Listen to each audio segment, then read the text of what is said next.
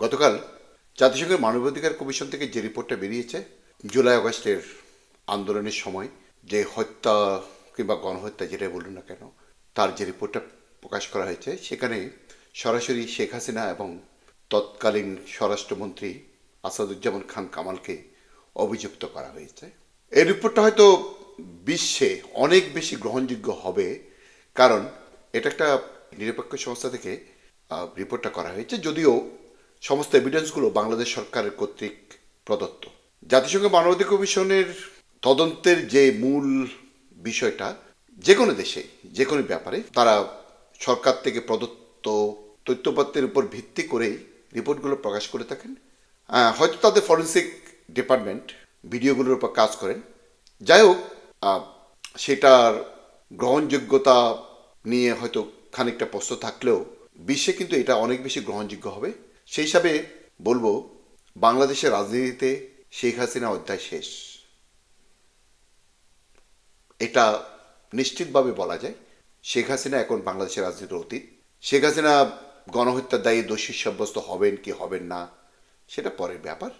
বাংলাদেশের যে ICT court, international crime tribunal, তাকে নিয়ে অনেক প্রশ্ন আছে। নিঃসন্দেহে তাদের কার্যক্রম মোটামুটি একপাক্ষিক, এটা বলা যায়।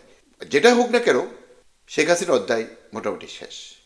ওনার কি শাস্তি হবে কি হবে না, সেটা পরের ব্যাপার, এগুলো পরে দেখা যাবে। কিন্তু মুদ্রা কথা বলা যায়, Sheikh Hasina is past, or Sheikh Hasina has no room in Bangladesh politics. তবে জাতিসংঘের রিপোর্টে সুপারিশ করা হয়েছে কোনো রাজনৈতিক দলকে যেন নিষিদ্ধ করা না হয়। সেই হিসাবে হয়তো বর্তমান অন্তর্বর্তীকালীন সরকার আওয়ামী লীগকে নির্বাচনের সুযোগ দিতে পারে, আবার নাও দিতে পারে। যদি দেয়, আওয়ামী লীগ হয়তো নির্বাচনে মাঠে থাকবে, তবে কতটুকু তারা প্রচারণায় অংশগ্রহণ করতে পারবে সেটা নিয়ে যথেষ্ট সন্দেহ আছে। তাই বলছি, আওয়ামী লীগের উচিত এখন শেখ হাসিনাকে বাদ দিয়ে বাংলাদেশের রাজনীতি নতুন করে প্রতিষ্ঠিত করার চেষ্টা করা। আওয়ামী লীগে অনেক অনেক ভালো ভালো নেতা আছেন, ত্যাগী নেতা আছেন। হয়তো হাসিনার মতো সেই বিশাল গ্রহণযোগ্যতা আওয়ামী লীগের মধ্যে আছে সেরকম নেই, তবে গ্রহণযোগ্যতা তৈরি হতে সময় লাগবে না। একসময় ৭৫ সালে আওয়ামী লীগের সেই দুর্দশার পরে আব্দুল মালেক উকিল এবং জোহরা তাজউদ্দিন আওয়ামী লীগের হাল ধরেছিলেন। হয়তো এখন আওয়ামী লীগ সেরকম একটা আব্দুল মালেক উকিলের খোঁজ করবে কিংবা জোহরা তাজউদ্দিনের খোঁজ করবে, এবং খোঁজ করা উচিত। আর আওয়ামী লীগ নির্বাচনে থাকবে কি থাকবে না, সেটা সম্পূর্ণভাবে তাদের উপর নির্ভরশীল। তবে শেখ হাসিনাকে সামনে রেখে নির্বাচনের মাঠে আওয়ামী লীগ থাকতে পারবে বলে আমার অন্তত মনে হয় না। সুপ্রিয় দর্শক, আজ এ পর্যন্তই।